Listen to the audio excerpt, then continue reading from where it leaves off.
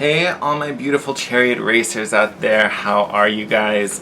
Welcome back to another version of Chariot Chat, or another episode of Chariot Chat. I don't know. We'll figure out what we're calling this. So I wasn't planning on doing one of these today, but I kind of woke up this morning. I'm going to start the filming the videos for this week. But I don't know. I just wanted to have a Chariot Chat, so here we are. I don't really have a plan for this one, so we're going to start talking a little astrology about the month. I definitely want to take this time. We're going to talk about the new moon coming up on the 13th, on this Saturday. It probably will be different depending where you are in the world, but I believe it's going to be the 13th for most people. And yeah, we'll see. Things might just pop up. Who knows? So first and foremost, I hope you guys loved last week's video. Definitely got a lot of positive responses, so I'm glad it was resonating with a lot of you. I just kind of want to expand on a little bit on what I talked about in that video. The energy for this month feels kind of amazing. And by kind of amazing, I mean really amazing. It does feel very shifty, like things are really changing, things are really moving, which makes sense considering all the activity we had in Aquarius last month.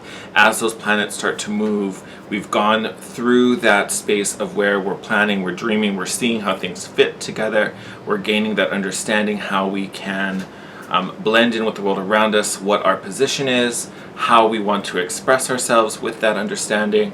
With all of that kind of under our belt now that we've kind of gone through all those transit, we've made it through February, March is where we really get to put some action in behind it. Now we really get to step up and do those things that we've been planning of and dreaming for and just fantasizing about.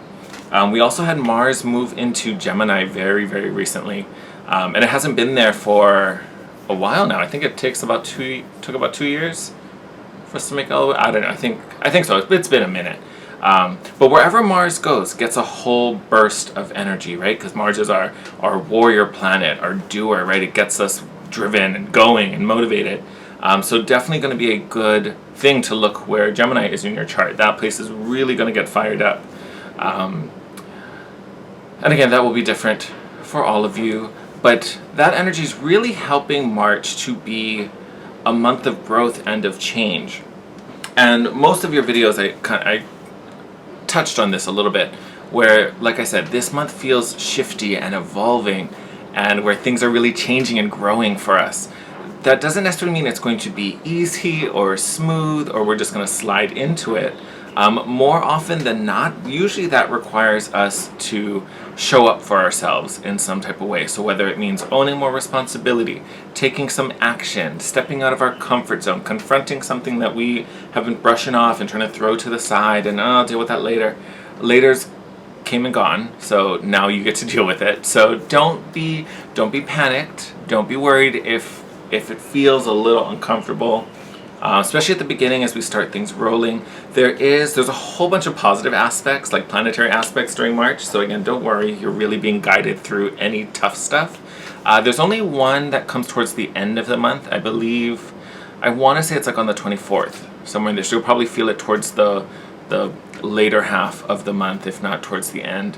But Mars and Mercury come into an alignment, so that may be a little funny, and even then, it's really about pushing and moving through and not backing down, not hiding away, not trying to oh no, I'm too scared, that seems hard. Don't back away from it. So that might be the only one where there might be some really tough stuff to go through. But for the most part, this month is going to bring a lot of good juju your way. So we love that. But again, just don't be afraid of any situation that calls you to step out of your comfort zone. Calls you to just, this thing I've wanted to do, or, this thing I've wanted to say that I've just been holding in, now's the time. Like, I feel like this is the opportunity, just take it. Like, literally, this is a month of just taking it. Don't put it off anymore. Because honestly, once you do it, this month has so much good energy that it helps to transform and transmute all of those things. So it's not something where you're just going to do something or say something and you don't see returns. Right? I think that's where a lot of us get disappointed or, lose the motivation or lose the inspiration to do something because we try something, especially if it's something new, right? We put our energy into this and then nothing really happens. And sometimes that's the way it is, right? That's how we learn and evolve and take different steps and tweak things. This isn't that month. This is that month where if you do it, if you take the advantage, you see where that energy went. You see how that's evolving the path. You see how that's creating progress. So take advantage of that this March. With all that being said, we have this new moon coming up on Saturday. Going to be a beautiful new moon. It is going to be in Pisces. I'm not sure of the degree, but I know it will be in Pisces, which is a beautiful sign to have the moon. It gives the moon this really dreamy quality to it, right? Because Pisces is the house that gives us, our imagination and our fantasies, right? Well, actually, to add on to that, then this moon is also making amazing aspects with Pluto, which adds its, very powerful transformative properties. And again, some people, when they talk astrology, Pluto can be a little scary. It's all about transforming. And I think that's a perfect planet to be in alignment, considering the themes of this month. So this moon, obviously going to have some of that same transformative, transmutive kind of properties to it. And then we also have an aspect with, I think it's Venus and Neptune. I want to say it's Venus and Neptune. See, this is what happens when I just feel like doing these things and don't get to research. I'm 95% sure it's going to be Venus and Neptune. But again, with Venus involved, so you have this beautiful new moon where we're planting new seeds, where we're setting out new intentions, where we're making our deepest wishes. Couple that with the transformative powers of Pluto to really evolve those and make those happen and bring about the changes that let those dreams enter our reality. And then you add Venus and Neptune, which is Neptune obviously full of fantasy and that dreamy haze. So again, dream big when Neptune is involved, right? Really go for it. What does this, vision look like? What does this wish create? And then Venus attracting in all those resources, magnetizing all those things we need to make this dream come true. So this is a really beautiful moon to really set some intentions and make some big wishes. Like, I'm not saying don't go out and wish, be like, I hope I can walk out and find $5 on the ground. No. We're dream big. Dream big this month. Now, am I saying you say that and it happens tomorrow? No, totally not saying that. But the dreams you make on this new moon, or the intentions you set on this new moon, have so much oomph behind them to make them happen. Like, this is the month you want to dream big and set some big intentions. That moon is coming up. So for me in Hawaii, I know it's happening early morning on the 13th. I believe it's like just after midnight, so it's like just made the cutoff for the 13th. So most of you would probably be later on during the day on the 13th, which will be Saturday. I always like to do my new moon meditation and things, after the new moon happens. And I get that from, oh my god, what's her name? Yasmin Boland, who did Moonology. It's kind of based on her practices, and that's kind of what she teaches, and I kind of fell in love with it, and I'm a huge fan. So I like to do it after the new moon. Thankfully, I'm doing something late that night, so literally I'm going to come back home and just do it before I go to bed, and it'll be great. But otherwise, you can do it, if it happens before you wake up, just do it in the morning when you get up, or if it happens in the middle of the day and it's awkward timing for you, do it when you get home, do it before you go to bed. That night doesn't have to be like literally as it peaks, but I just always like to do it, or recommend you do it after, which makes sense, because during the waning cycle, so when we're going from full moon back to new moon, that's when we want to practice releasing and forgiveness. So why make new wishes while we're still in that mind frame of kind of letting things go? So that's just my thought behind it. Is there anything else about this moon I want to talk about?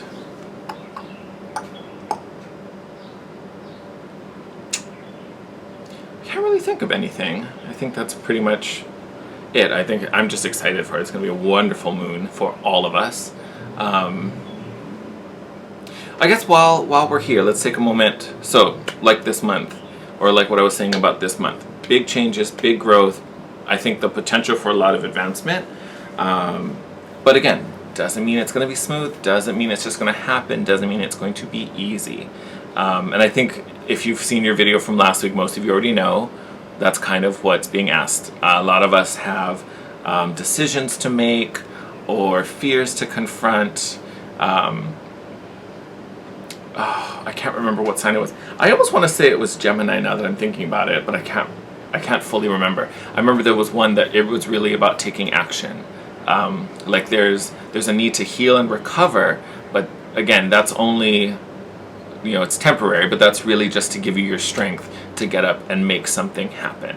So, and it was kind of a common theme this month. So again, it will be exciting.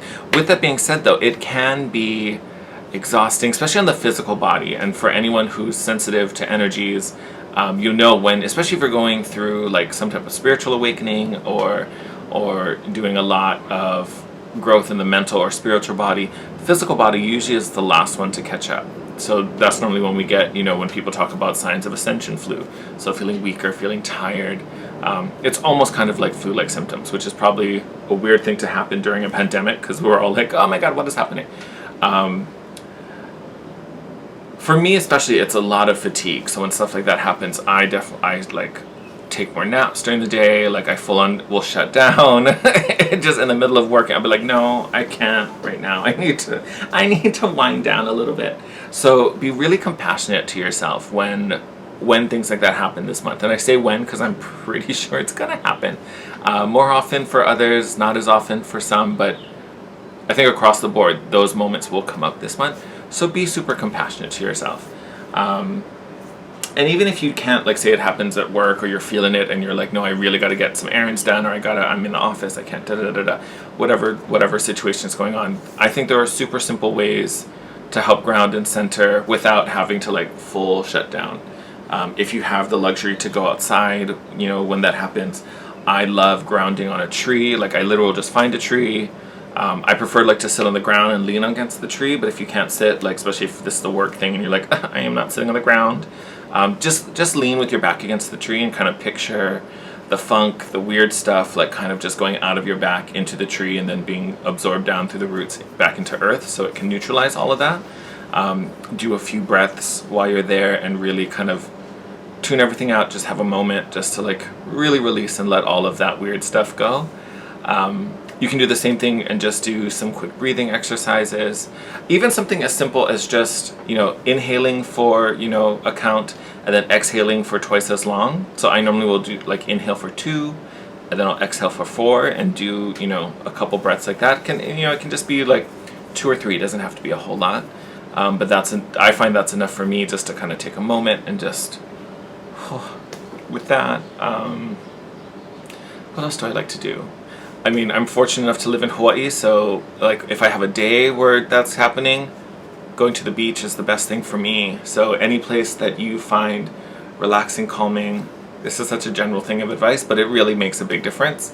So, don't feel selfish or don't feel like it's unimportant to take time like this for yourself this month. It will definitely help you. You can also use really grounding stones to play with. I always think anything that's dark or metallic in color, really great for grounding. So you could do things like shungite, which are super protective. If there's something that's actually kind of causing stress, and you kind of know what it is, I guess even if you don't know what it is, I love obsidian. I think it's one of the greatest stones for kind of drawing things out of you. So I have like a big piece of obsidian that I literally just kind of like look over into, and it literally just feels like it's pulling all that yuck out of you. Let's see, hematite, great stone for that. One that you definitely want to clear regularly. So if you do like to use hematite, make sure you clean it regularly because it's absorbing a lot of stuff for you, and you don't want to wear it out. So make sure you clean it. But hematite would be a great one, even just to wear throughout the month to kind of keep you kind of grounded and centered. Also going to be great if you're really sensitive to Mars transits, because not that there's a lot of bad Mars transits this month, except for that I'm pretty sure it's with Mercury on the 24th. But it just moved into Gemini, so anywhere Mars is, sometimes it can be a little strong in that particular area. So if you're prone to, like, I definitely have some major Mars aspects in my chart. So when Mars is negatively aspected, I definitely feel it. For me, it affects my motivation, my like internal drive. So I'll get really lethargic when that happens. But for some people, it can trigger it in the opposite way and can make them more prone to pop off. So hematite will help keep you a little more stable if you are that way. Like if you know it's easy for you to just snap and go off on someone, especially if you're feeling a little run down or tired or stressed and things like that. It'll just help to keep you a little more grounded, a little more sane as we move through March. I'm sure your coworkers and your family members will appreciate it. Let me see. Selenite, another good one for it. Especially if you have it in like a selenite slab or a blade of it that you can kind of use. I always kind of think of it as like the metal detectors when you go to the airport. And I'll just kind of scan myself and almost think of like cutting any cords to anything that's stressing you out or draining, feeling funky. Smoky quartz, a great kind of general go-to for grounding. And that's a nice one too because it's also quartz. So you have the kind of energized quality of quartz to like give you a little extra boost there. So mixing smoky quartz with anything you're using, whether it's in meditation or in jewelry or whatever. Great kind of grounding practice that you can kind of do anytime, doesn't even have to be this month. And lepidolite. Lepidolite's one of my favorites for kind of calming and soothing, especially if your mental body is just running too quickly and it's just going rah. I love lepidolite for its calming and just helping you to get back to little woo-saw moments. Yeah. I think those are all kind of the best little tidbits I have for you. With that said, I'm kind of going to wrap this up. I don't want it to be too long. But I'm going to be traveling the end of this week, so that's why I'm starting to film a little earlier so I can make sure I get all 12 done so no one has to wait till I come back from vacation. It's only for the weekend, so it's super short. So next week will be fine. Next week's videos will be fine. But I just want to make sure these ones get out. So I don't entirely know what decks we're going to use, so I might keep it a little simpler just so I can condense them, just to make sure they all come out, and then we'll do a bigger one next week when I have the time. But yeah, I think I will wrap this up there. I plan to take a deck with me, if not a couple, on my trip. So if you're not on my Instagram at the Guiding Chariot, make sure you follow it because I do plan to do some posting up there. We'll be on the Kohala Coast, which is beautiful and healing. So I definitely want to pull some cards for the collective while I'm there. So make sure I don't think I'll do them on YouTube because when I was there the last time I was trying to film everything on my phone, but my mic just isn't good enough. I have an older iPhone, so I don't want to make you guys strain to hear it. Plus I won't have my laptop, so I won't be able to edit or anything like that. So you'll just have to get it straight off my phone, and so what you see is what you get. And I don't want to do it. I know the sound quality wasn't as great when I did that before. So I'm probably just going to do it on Instagram, so make sure you're following. Let me know if there's anything you want to see. Like, I don't know if you just want to see what I'm up to over there. It's really just for some R&R. So, I don't know. We'll see. Let me know. But I love you guys. Take care. I'm going to start filming this week's videos, so stay tuned for that. Make sure your notification bell is on. And I will see you guys soon. Have a great week. Have an amazing March. And yeah, I love you guys. Take care. Bye.